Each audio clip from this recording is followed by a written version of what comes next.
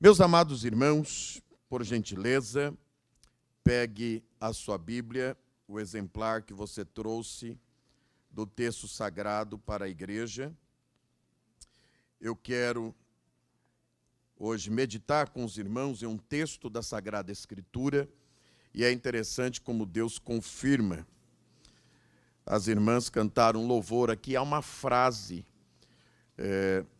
em uma das estrofes do hino que as irmãs cantaram, que fala exatamente isso que eu quero mencionar aqui hoje à noite. Segunda carta do apóstolo Paulo, segunda epístola do apóstolo Paulo aos Coríntios, capítulo 12.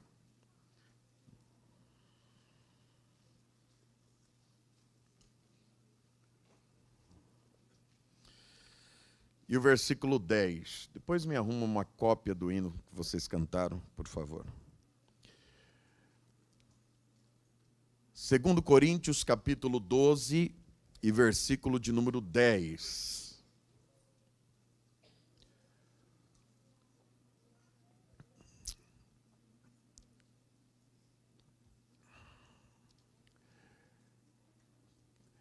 Permaneça com a sua Bíblia aberta.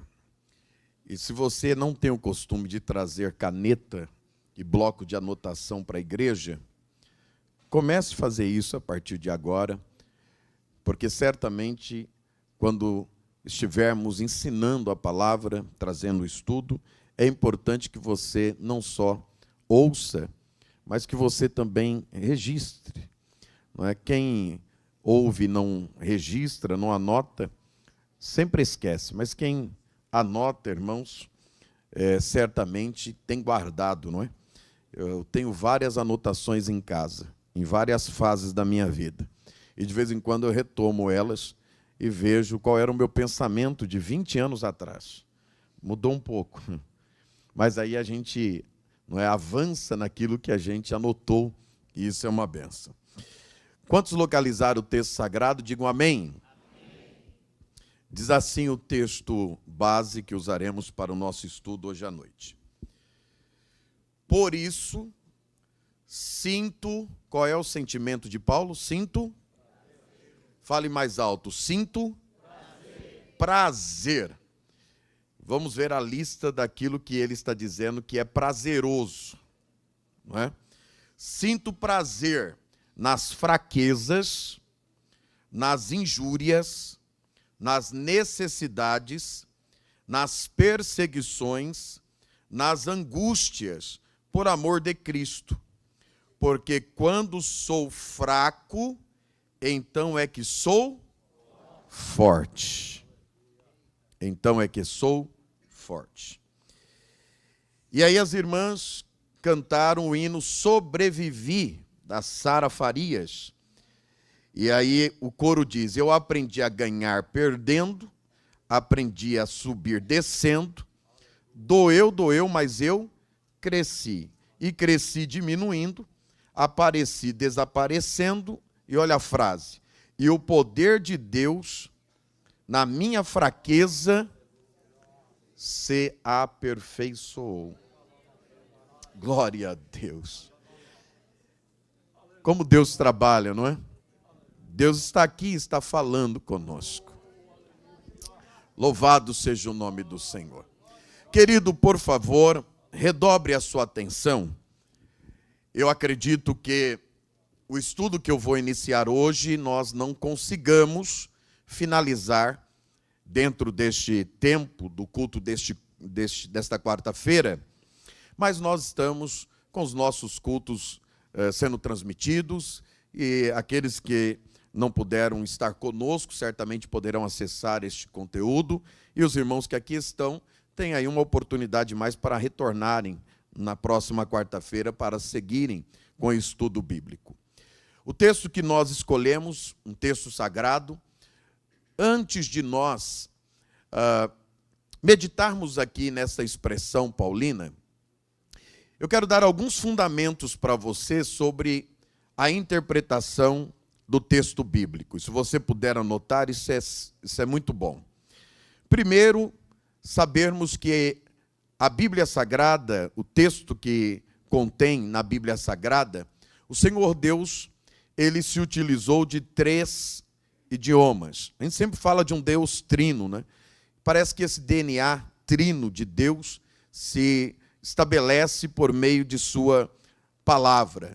Então a Bíblia Sagrada foi escrita em 3 línguas, o hebraico, o aramaico e o grego.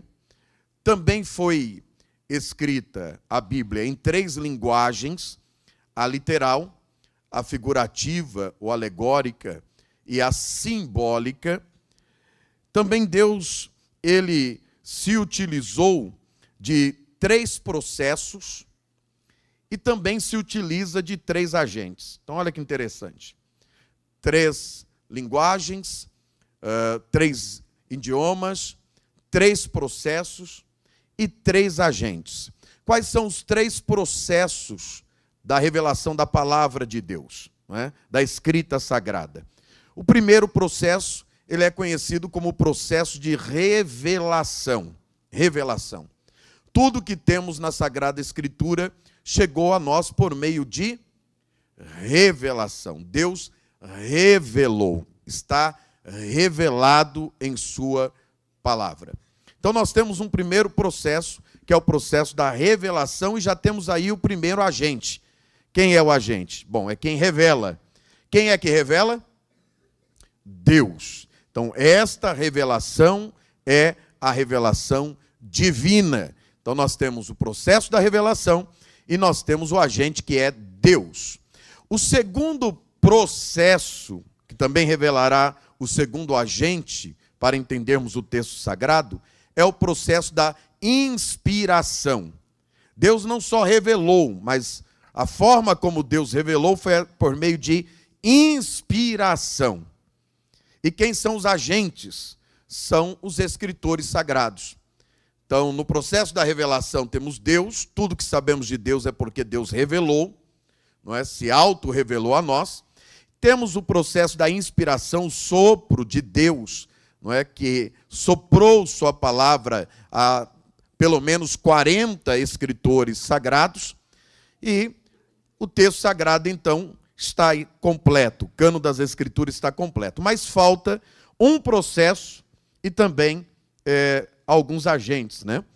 Que é o processo da iluminação. Então, o primeiro é revelação, diga após mim. O primeiro é?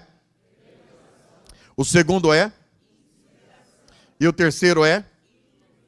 Iluminação. E nesse processo da iluminação, todos nós é que somos agentes, porque entra o leitor.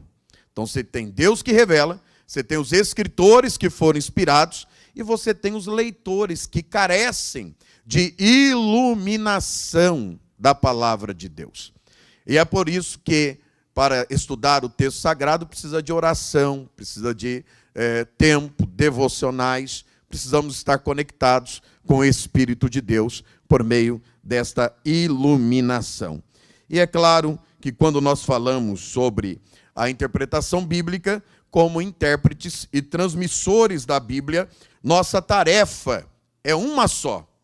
Nossa tarefa é uma só, se puder anotar, anote. Isso é importante. Qual é a tarefa dos intérpretes, que somos nós? É garantir que a palavra fale hoje tão claramente como falou nos tempos antigos. Os primeiros leitores do texto sagrado foram aqueles que receberam o texto escrito. Então, por exemplo, quando Marcos escreve, ele escreve para uma comunidade, e aquela comunidade recebeu o texto e interpretou o texto. Só que nós estamos quanto tempo distante daquela comunidade e daquela escrita? Estamos há quase 2000 anos. E aí a pergunta é, o texto, será que ele fala hoje exatamente da mesma forma como tinha o seu sentido, o seu significado naquela época? Então nós precisamos tomar esse cuidado, porque ele tinha uma intenção, o escritor sempre teve uma intenção quando escreveu, e essa intenção precisa ser preservada. Quem entendeu até aqui, diga amém. É por isso que hoje nós vamos pegar um versículo da palavra de Deus e procurar o seu sentido real, procurar compreender o que é que o apóstolo Paulo, nesse caso aqui o escritor utilizado é Paulo, ok? e ele está escrevendo para leitores que receberiam a sua carta. E os leitores primários aqui, a comunidade que Paulo escreve, é a comunidade de Corinto, uma igreja que ficava na cidade de Corinto.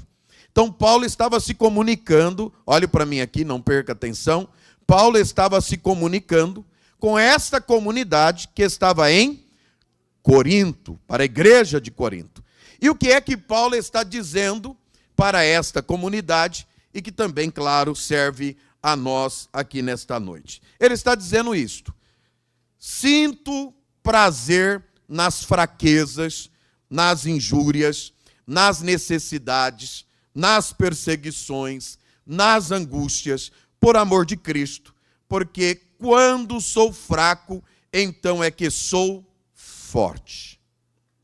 É claro que eu fiz uma pausa na primeira parte do texto, quando eu disse que sinto prazer, e aí é possível que alguém tenha começado a pensar qual é a lista prazerosa que Paulo vai nos trazer, já que ele está dizendo que ele sente prazer.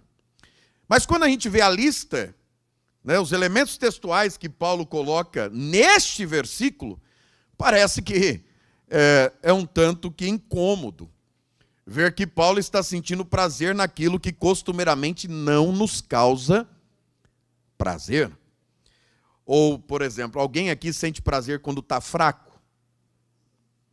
Alguém aqui sente prazer nas injúrias, quando você é injuriado?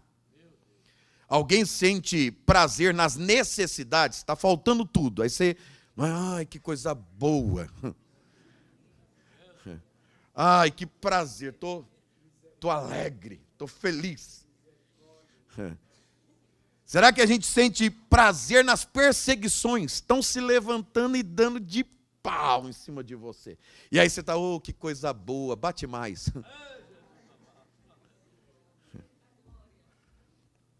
Nas angústias, você está angustiada. E aí Paulo está dizendo assim, eu sinto prazer. E ao depararmos com um texto como este, que nos parece de imediato um tanto que conflitante ou paradoxal, é necessário nós gastarmos algum tempo aqui para entendermos qual é o real sentido que Paulo está dando para este texto. Que prazer é este? Que alegria é esta? E ele termina o texto dizendo, então, quando sou fraco, na verdade, eu sou forte. Sou forte.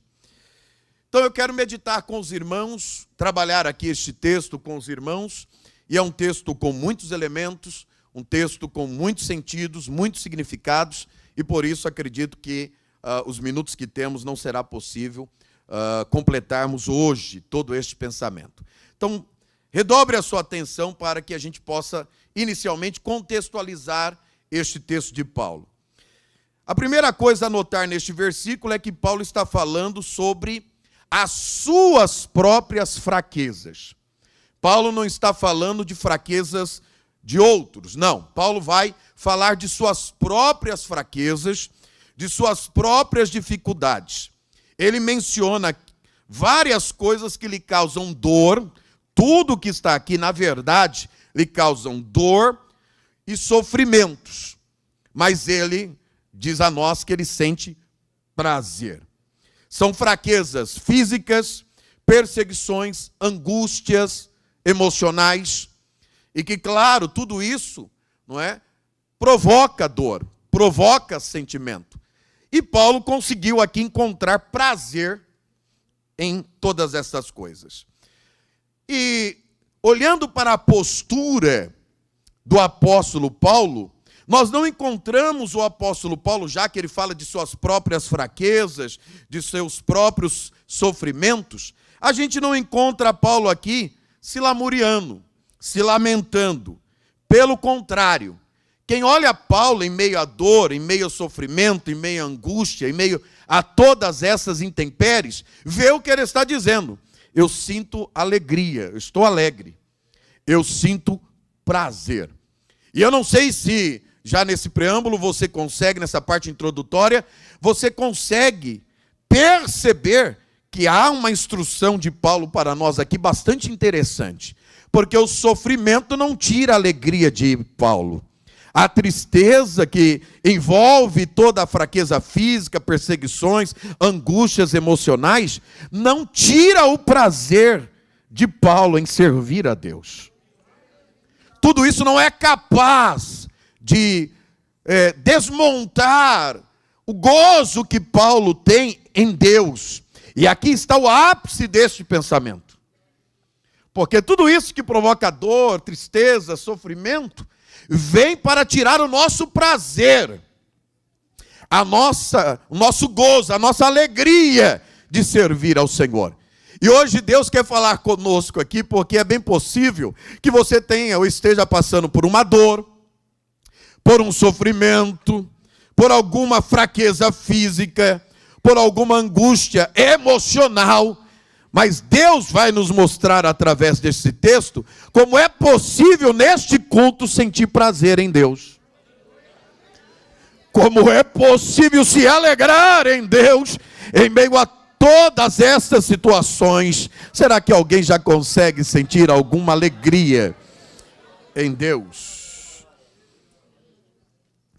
Então Paulo começa a nos mostrar aqui que, no entanto, passar por tudo isso, Paulo vê e sente alegria nestas coisas. Ele diz encontrar prazer. E aí a pergunta que eu faço a todos: como encontrar prazer nas fraquezas?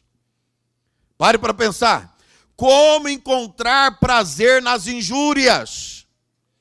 Como encontrar prazer nas necessidades? Como encontrar prazer nas perseguições? Como encontrar prazer nas angústias? Como? E é aqui que nós queremos caminhar com os irmãos. E ele diz que encontra prazer em tudo isso e mais. E ele diz que, na verdade, quando ele se sente, como estava aqui, fraco, incapaz, ele encontra força. Ele encontra poder. Olha que texto extraordinário. Olha que revelação maravilhosa. Quando ele está ali, claro, passando por tudo isso, e sentindo a sua incapacidade, a sua limitação, suas restrições, passando por tudo isso, se sentindo fraco, ele diz: mas é aí que eu estou forte. Oh, glória a Deus! Então a chave para entender este versículo é entender o contexto em que Paulo está escrevendo. Por que que Paulo está dizendo que está em meio a tudo isto? Ele, na verdade, está, até certo ponto, passando por tudo isso, por meio da relação que ele tem com quem ele escreve. Ele está escrevendo para uma igreja, que é a igreja de Corinto, e ele está escrevendo esta carta em resposta a críticas de alguns membros da igreja de Corinto, que o acusavam de ser fraco e sem autoridade. Então a igreja estava dizendo para ele: você está escrevendo em palavras, em pena, em escrita, você até é forte, você até escreve bem, mas quando está presente, você na verdade é fraco e sem autoridade. Então ele está, mediante aqui críticas, se posicionando. E aí alguém está dizendo: você é fraco, você não tem autoridade. E ele está dizendo: quando alguém pensa isso, e quando até mesmo eu penso isso, que eu sou fraco, é aí que então eu sou forte. E em vez de se defender de maneira lógica ou dar justificativas a esta igreja, Paulo vai demonstrar aqui um sentimento extraordinário a nós. Sabe qual é? Paulo vai afirmar, em meio às críticas que recebe, que de fato a sua dependência está em Deus e não em sua própria força. Ele vai deixar claro que sim, ele é fraco, ele é sem autoridade. Por quê? Porque ele depende de Deus. Ele poderia, e claro, você deve ter pensado isto. Quando alguém diz para Paulo, você é fraco, Paulo, você é sem autoridade, ele poderia rebater isso de que maneira? Peraí, você sabe com quem você está falando? Ele poderia dizer assim, ei, peraí, como é que é, igreja? Igreja de Corinto, você sabe com quem você está falando? Às vezes a gente não quer fazer isso. E ele poderia dar as credenciais. Eu estudei em um dos grandes centros filosóficos de minha época, em Tarso. Subi para Jerusalém e me formei em Jerusalém. E não foi aos pés de qualquer um, não. Foi aos pés de Gamaliel. Uma referência a todos da nossa época. Ele poderia dizer isto. Ele poderia dizer sobre a sua fé cristã, foi o próprio Cristo que me apareceu a caminho de Damasco. Eu fui chamado por ele, após sua ressurreição, ele apareceu a mim. Por isso, o que eu recebi, eu também vos entreguei. Ele poderia apresentar suas credenciais. Ele poderia falar, ei, eu sou cidadão natural, israelita, de forma natural, mas também sou cidadão romano. Eu conheço as leis, eu conheço as línguas de minha época, eu sou versátil em todas elas, no mundo judaico, grego, latino, mas ele não apresenta credencial nenhuma, não. Sabe o que ele diz? É verdade, sou fraco mesmo. Porque a minha dependência não está nas minhas credenciais, no meu currículo, nos meus diplomas. Não, eu dependo é de Deus. A minha dependência está nele. Porque quando eu estou fraco, aí é que sou forte. Você pode levantar uma de suas mãos e adorar a Deus. E é aqui que eu trago algumas implicações importantes para nós cristãos do século 21. Muitas vezes nós somos ensinados e cobrados e exigidos a buscar perfeição e a evitar a fraqueza a todo custo. Hoje estávamos em uma aula e estudando sobre alguns assuntos, e dentre eles, estávamos analisando o mundo moderno, e a relação que este mundo moderno tem com a teologia, com a Bíblia. E uma das questões que estávamos levantando ali em sala, é que este mundo moderno cobra cada vez mais perfeição e agilidade. Tudo tem que ser on time, tudo tem que ser na hora. Você quer comer? Fast food. Às vezes a gente não quer nem sair do carro. Drive-thru. Não é? Tudo na hora, você não quer esperar. Então, e a gente não aceita qualquer imperfeição. A gente não aceita qualquer demora. A gente não aceita qualquer fraqueza. E aí Paulo está aqui nos recomendando, nos mostrando claramente, nós não somos perfeitos. Nós não somos plenos de fortaleza. Nós somos frágeis. Oh, glória a Deus. Estamos em uma sociedade que cobra o tempo todo o teu melhor. Exige o tempo todo o teu melhor. Se você está trabalhando certamente na empresa, eles querem que você faça o teu melhor e tenha produtividade. Às vezes, seja resiliente, trabalhe por 10 e não pode falhar. Faça e ocupe várias funções e não pode dar errado. Só que Paulo está dizendo, mesmo diante de uma sociedade como essa, lembre-se, você não é perfeito, você é fraco. E enquanto você perceber isto, você estará dizendo a Deus, Senhor, eu dependo de Ti. Oh, como eu preciso de Ti. Aleluias. Oh, como eu dependo do Senhor. Quantos aqui conseguem levantar uma de suas mãos e declarar a Deus: Senhor, hoje eu estou aqui porque eu dependo de Ti. E é por isso que a gente veio para o culto hoje. Você poderia ter ficado em casa, mas você depende de Deus. Você depende de ouvir uma palavra para a tua alma. E Ele está falando conosco aqui hoje à noite. Glória a Deus. Logo, Paulo nos ensina que é em nossa fraqueza que podemos experimentar a força de Deus. É exatamente aí que Deus se manifesta. É exatamente aí que Deus vem e se revela, se mostra. Quantas vezes a gente se achou, irmão, o nada, frustrado por conta de algo que deveríamos fazer, na lona, dizendo: puxa, eu até queria desenvolver isso ou fazer isso, não tenho condições. Mas aí a gente se lembra que há um Deus a quem nós servimos.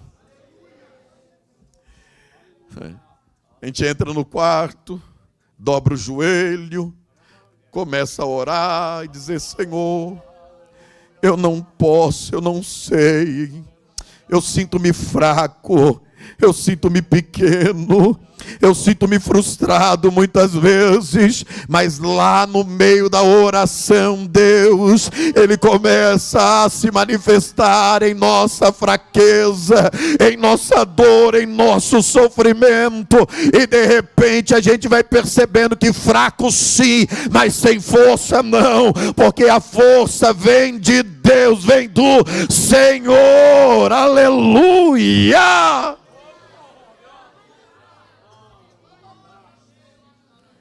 Quando nos sentimos incapazes, podemos confiar em Deus para nos dar força e a capacidade de que precisamos. Você já sentiu força quando você já não tinha mais nem fôlego, nem voz, nem lágrima mais para chorar? Que você dobrou o joelho e não sabia se ia se levantar. Aí o Senhor estava dizendo: vai se levantar. Não será esta luta que vai lhe parar. Não será esta dor, este sofrimento que vai impedir de você caminhar.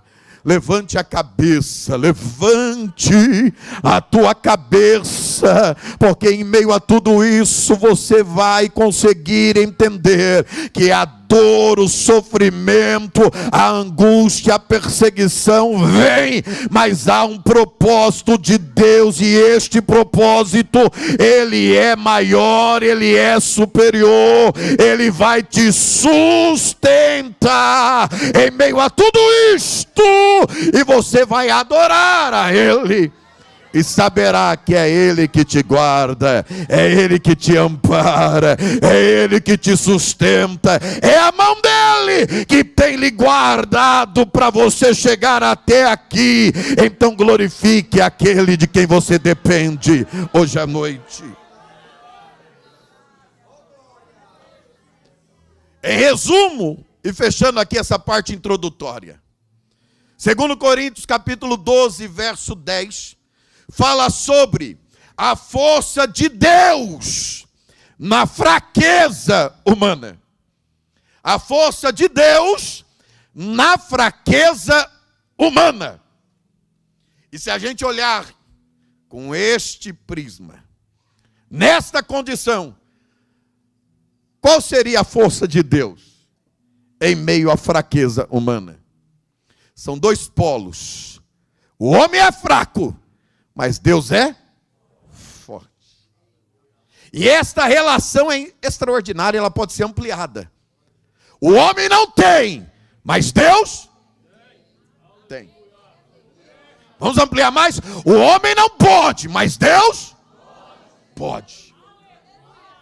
O homem não sabe um passo à sua frente, não sabe como vai terminar este culto, como será, se ele vai chegar a casa, mas Deus é presciente, Ele sabe o fim já no começo.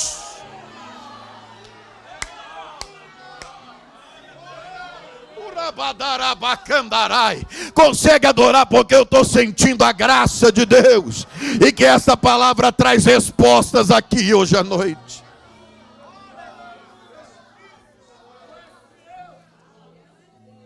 A gente entra na fraqueza e não sabe se sai. A gente está em meio a injúrias e não sabe se elas irão terminar. A gente tem necessidades e não sabe quando será supridas. A gente é perseguido e não sabe quando isso vai acabar. A gente tem angústias e não sabe se elas sairão de dentro de nós. Tudo a gente não sabe, mas Deus sabe. Quando Ele te vê fraco, você está fraco agora, mas Ele já te vê lá na frente lá. O diabo pega Pedro quando Pedro está fraco, vai a Deus e diz: olha, entrega a vida de Pedro, a alma dele, para eu brincar com ele, se andar com ele. Jesus diz: agora não. O diabo estava vendo Pedro fraco ali. Por que que ele não pede a mesma coisa a Deus lá em Atos 2? Quando Pedro está entre os demais servos, esperando o poder do Espírito, e de repente veio do céu um som como de um vento veemente, impetuoso, que encheu toda a casa em que eles estavam assentados, e de repente foram vistas línguas repartidas como que de fogo, que pousavam sobre a cabeça de cada um deles, inclusive a de Pedro. Aí Pedro se levanta. Como? Cheio. Aí tentam parar Pedro, não consegue. Coloca Pedro na prisão. O Senhor tira ele de lá de dentro. O Sinédrio chama ele, prende ele e diz: não vai pregar mais. Ele diz: é melhor obedecer a Deus. Mais importa obedecer a Deus do que aos homens. Está entendendo? Glória a Deus. Então você vai perceber que em meio a todo esse sofrimento, existe algo prazeroso acontecendo. Então, resumo: Paulo se alegra em suas fraquezas, porque é exatamente por elas, através delas, que ele experimenta a força de Deus. E aí eu volto ao texto, vamos lá. Por isso sinto prazer nas fraquezas. Por que que as fraquezas que sentimos é uma sugestão de Deus operar nelas? Por quê? Porque quando a gente está se sentindo muito forte, muito grande, muito poderoso, a gente nem quer ter contato com Deus. Às vezes a gente até vira as costas para Ele. A gente se sente autossuficiente, autocapaz.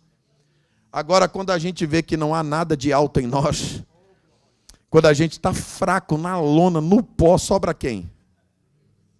O caminho da oração. Só sobra Deus, irmão. Não fica mais nada. Aí é na fraqueza que a gente faz o que a gente sempre deveria fazer. Fecha o quarto. Entra lá. Coloca a boca no pó. Se lança em terra. E começa a dizer: ai, Senhor, eu não aguento. Já disse isso? Ah, Senhor, não aguento. Não estou encontrando forças. Não estou, Senhor, sentindo que vou conseguir, que vou avançar.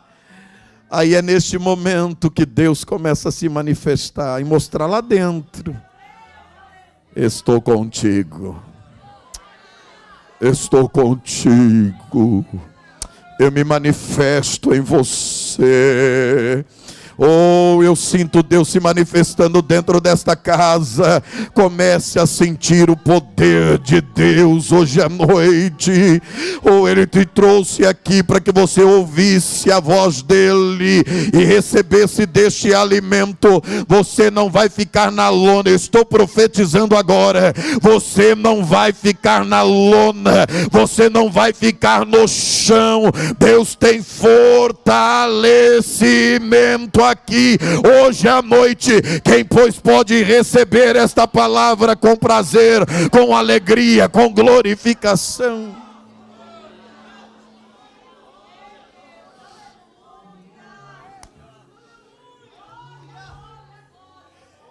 E isso nos ensina algo preciosíssimo.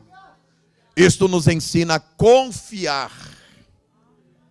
em Deus. Porque se a gente não tem forças, estamos sendo injuriados, necessidade fala de ausência de algo, então nos falta algo, perseguições, angústias, o que fazer? Confiar em Deus. Confiar nas fraquezas é que não lhe faltará força. No momento certo ele intervém. No momento certo ele chega. No momento certo as respostas aparecem. É que tem um tempo para isso acontecer. Para Pedro ele diz, olha, o que eu faço agora, estou fazendo agora. Você não vai entender agora. Eu trabalharei na sua compreensão lá na frente. Então não precisa compreender agora. Só deixa eu trabalhar, Pedro. Só deixa eu trabalhar. É como se Jesus estivesse dizendo para Pedro, eu trabalho agora e te garanto que lá na frente você vai compreender direitinho o que eu estou fazendo. Ah, vai! Andarabandore de fácia. Oh, como está forte a presença do Senhor dentro deste culto. Você está sendo ministrado por esta palavra. Confie em Deus. Confiar em Deus em nossa fraqueza. E reconhecer que através de nossa dependência dEle, podemos encontrar a verdadeira força. E por que podemos encontrar a verdadeira força? Porque se nós estamos falando de fraqueza e força, não é essa a relação que ele faz? Quem está me ouvindo, diga amém. Olhe para mim aqui, presta atenção, se você entenda isto. A relação estabelecida é fraqueza e força. Fraqueza de quem? Do homem. Força de quem? O que é a fraqueza? É a falta de força. E o que é a força? É a ausência de fraqueza. Simples assim. Força. Olha aqui para mim. Não há fraqueza em Deus. Aliás, Paulo diz isso. Acho que é nessa própria carta, lá no finalzinho. Ele diz assim, e vocês procuram ver fortaleza em mim, e que Deus trabalhe em mim, o qual não é fraco para convosco, mas poderoso. Pois acha esse texto aí. Está lá no finalzinho. O qual não é fraco, antes ele é poderoso. Poderoso. Em Deus não há fraquezas. Em Deus não há falta de forças. A força de Deus, o poder de Deus, o dínamos de Deus, a exousia de Deus, este poder, essa autoridade, pode resolver todas as coisas. Encontrou aí? Capítulo 13, verso 4 dessa epístola. Segunda carta de Paulo aos Coríntios. Põe lá, 13 e 4. Porque ainda que foi, é esse texto aí? Isto. Porque ainda que foi crucificado por fraqueza vive, contudo pelo poder de Deus, fraqueza e força, fraqueza e poder, porque nós também somos fracos nele, mas viveremos com ele pelo poder de Deus em vós. Esse texto é bom, mas não é esse texto. É o texto que fala que em Deus não há fraqueza, ele é poderoso, ele não é fraco para convosco, antes ele é poderoso. Olha que texto bom esse aí também. Olha aqui para mim. Essa relação fraqueza-força deste texto diz o seguinte, que as forças não podem competir. É o verso? É o 3? Então volta 1. Você quase acertou, Isaac. Vê lá se é o 3.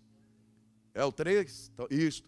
Visto que buscais uma prova de Cristo que fala em mim, o qual não é fraco para convosco, antes é poderoso entre vós.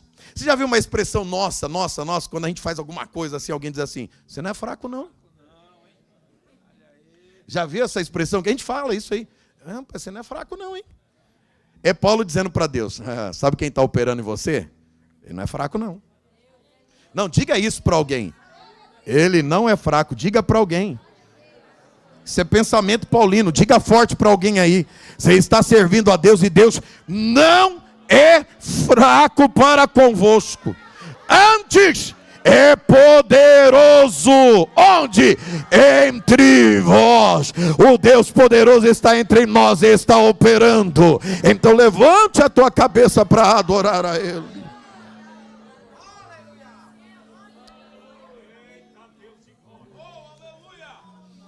E aí eu quero caminhar com os irmãos nesta palavra. E já olhei para o relógio e já não há tempo. E eu preciso então encerrar essa parte introdutória. Análise contextual do conceito deste texto já está aplicado. Mas eu quero que você anote aí, se você desejar. Quarta-feira que vem eu continuo aí. Se você vier, anote aí. Alguns temas são levantados deste versículo, não sairemos dele. Primeiro, a força de Deus na fraqueza humana. Tem aqui uma imensidão de ensino sobre isso. 2, a alegria em meio ao sofrimento. 3, a dependência de Deus.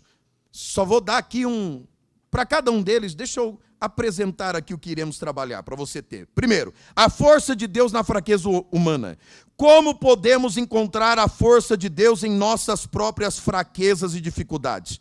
Assim como Paulo encontrou. 2, a alegria em meio ao sofrimento. Como podemos seguir o exemplo de Paulo e encontrar alegria em meio às nossas próprias angústias, dores e perseguições?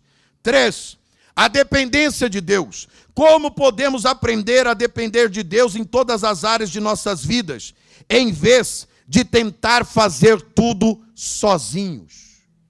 4, quarto ponto, a importância do amor de Cristo. Como o amor de Cristo pode nos ajudar a suportar as dificuldades da vida, assim como Paulo menciona neste texto. 5, encontrando significado em nossas fraquezas. Como podemos encontrar significado e propósito em nossas próprias fraquezas e dificuldades, em vez de vê-las como algo negativo e indesejável? Porque naquela lista, a lista que está aí, veja que tudo que está aí é negativo e é indesejável. Se eu tivesse aqui uma cesta e oferecesse para você fraqueza, deixa eu melhorar isto. Se tivesse ali na recepção depois do culto uma cesta com fraquezas, injúrias, necessidades, perseguições e angústias, qual delas você pegava para levar para casa? Não. Não mesmo. Nenhuma delas. Então, nós precisamos encontrar o significado em nossas fraquezas. Como podemos ver significado e propósito? E por último, a verdadeira força em Cristo. Como podemos aprender a encontrar verdadeira força em Cristo em vez de confiar em nossa própria força e habilidade? Para responder a cada um desses pontos, nós trabalharemos o texto bíblico e também os principais intérpretes desse texto. Quero trazer aqui para vocês intérpretes da patrística, da escolástica, da reforma protestante, para você ver que o apóstolo Paulo, o que ele está nos apresentando aqui, é algo que pode mudar a nossa forma de viver e a nossa visão de nossa realidade. Sabe por quê? E aí você precisa aprender, assim como eu, porque não nos faltará fraquezas em nossas vidas. Você não quer levar para casa. Se eu colocar uma cesta aqui, ninguém quer levar para casa. Mas eu pergunto, durante o seu período existencial, você não terá fraquezas? Sim ou não? E aí, como é que faz? A gente não quer, mas a gente tem. Injúrias. Alguém aqui já foi injuriado? Injuriado? Injuriado. E quem pode garantir que você não será mais? Então precisamos aprender. Necessidades. Quantos aqui já passaram necessidades pesadas? E quem é que garante que você não vai passar mais? Elas virão. Perseguições. Não, aqui não tem ninguém que sofreu perseguição. Alguém aqui que já sofreu perseguição? E aí, o que fazer com esses elementos que a gente não quer levar para casa, mas que é inerente à nossa vida? E angústias? O que fazer? E é nesse tom que nós vamos para casa hoje.